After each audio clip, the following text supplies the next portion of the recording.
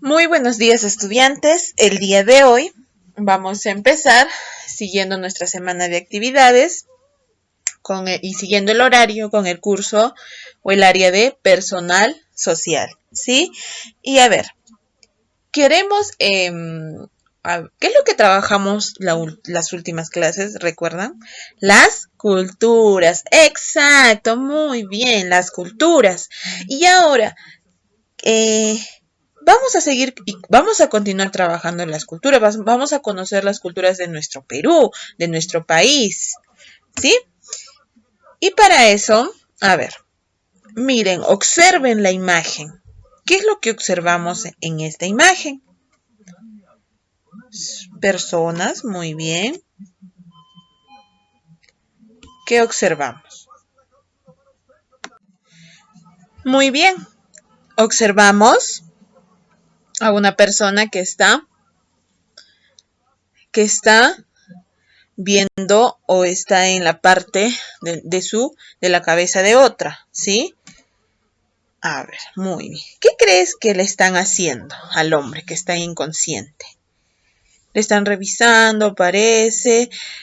También puede ser de que le estén viendo lo que él tiene en su cabeza, ¿sí? Y bueno, ¿alguna vez has escuchado qué es una trepanación craneana? No, ¿verdad? Yo les voy a enseñar qué es una trepanación craneana. Les voy a decir, claro. Las trepanaciones craneanas consistían en perforar el cráneo para extraer un pedazo de hueso dañado, ¿sí? De alguna persona que haya sucedido algún accidente o eh,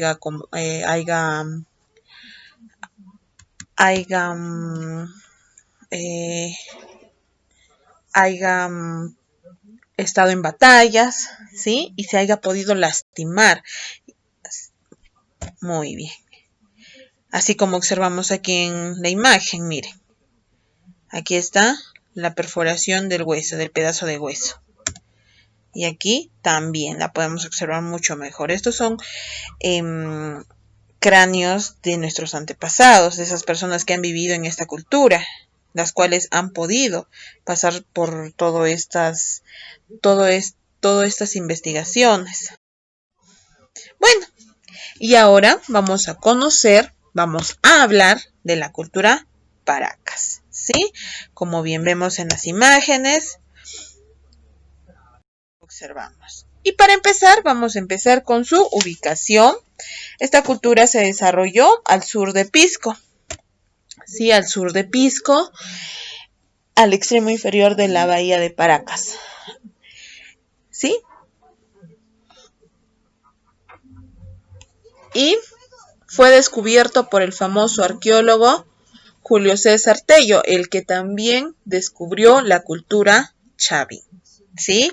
Porque se acuerdan que en la cultura Caral fue una mujer, una arqueóloga mujer, pero en la Chavín, si no más recuerdo, fue Julio César Tello el que lo descubrió. Y fue descubierto esta cultura en 1925, muy cierto. Y aquí vemos la ubicación en nuestro mapa del Perú. Sí, miren, al sur de Pisco, sí, al sur de Pisco, Ica. Y bueno, aquí vamos a observar al famoso arqueólogo Julio César Tello, ¿sí? Al que yo creo que vamos a seguir viendo constantemente en las diferentes culturas. Capaz, claro, capaz. Y bueno, vamos a empezar también, vamos a hablar del aspecto social. ¿Se acuerdan que en la cultura Caral y en la cultura Chavín, esto es lo que se le dice la sociedad alta, baja y media, ¿sí? Y bueno, aquí, ¿y por quiénes? En la alta estaban los sacerdotes, en la baja estaban los comerciantes y en la última los campesinos, pescadores, etc. Aquí también, en esta cultura también estuvo dividida en castas sacerdotales, ¿sí? Y la clase denominada estuvo integrada por campesinos y pescadores. La clase media fueron campesinos y pescadores. Iba subiendo, ¿sí? Iba subiendo. Y en las etapas de su historia, Paracas tuvo dos etapas, la Paracas Cavernas y Paracas Necrópolis. Sí estuvo dividida en dos. ¿Por qué? Paracas Cavernas se caracteriza por las tumbas en forma de botella, que ahorita vamos a observarlo.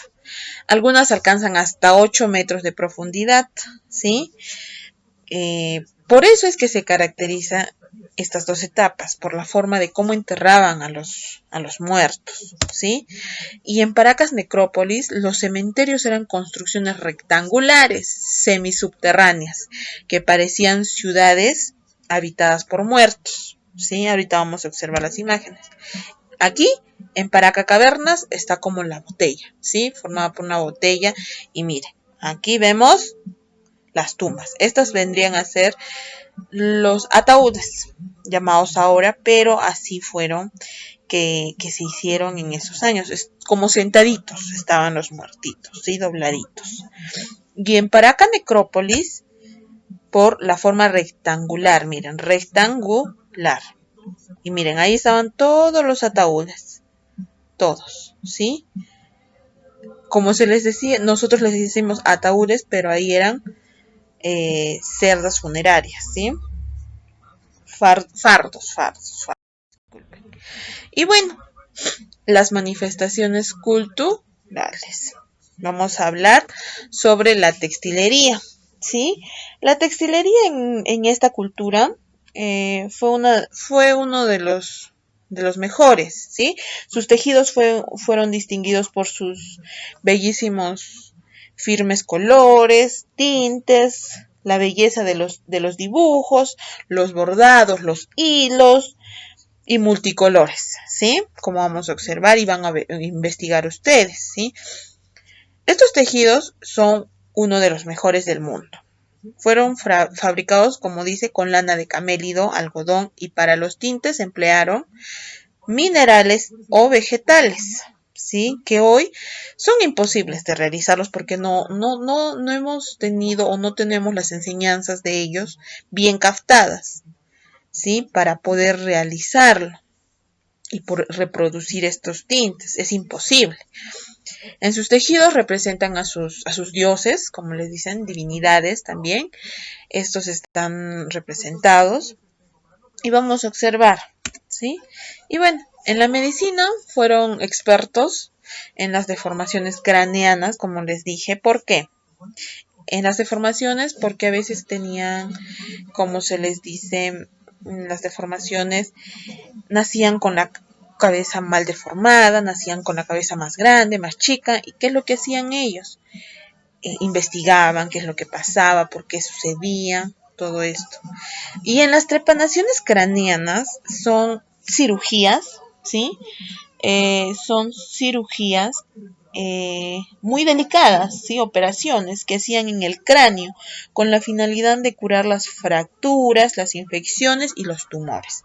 Así es como ellos realizaban o veían qué es lo que tenía cada uno de los que habían tenido estas, ¿cómo se les dice? Estas dificultades en sus cabezas, en su cerebro, bueno, en sus cráneos, ¿sí? ¿Por qué? Muchos porque han ido a las batallas en las que se veían envueltos, los hombres más que todo.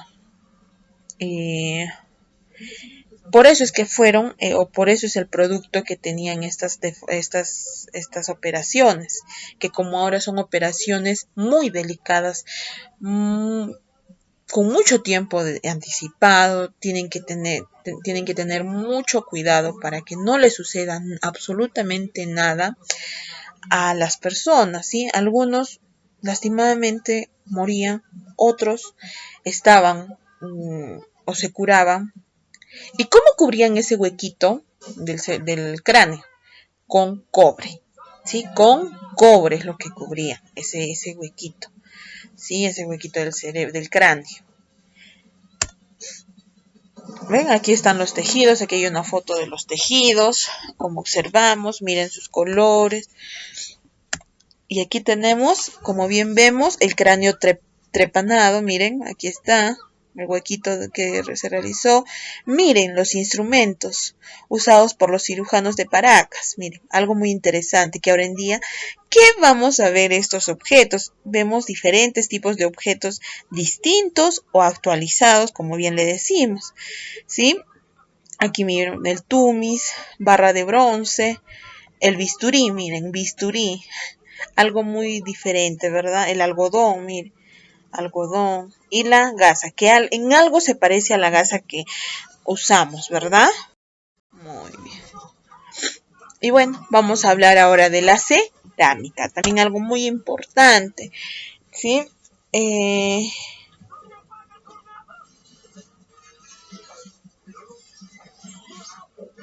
A ver, es de forma globular, ¿sí? Globular, como un globito, acalabazada o zapalliforme. Presenta una base plana y dos picos. La forma del pintado es mediante la técnica de precocción.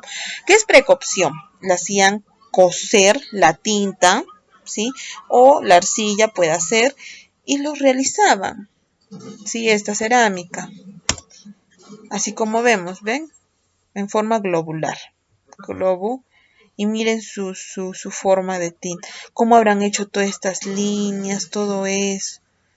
Sí, de esta manera. Si la tocamos, yo creo que debe ser suavecita, delicada. ¿Sí? Y bueno, ahora la arquitectura.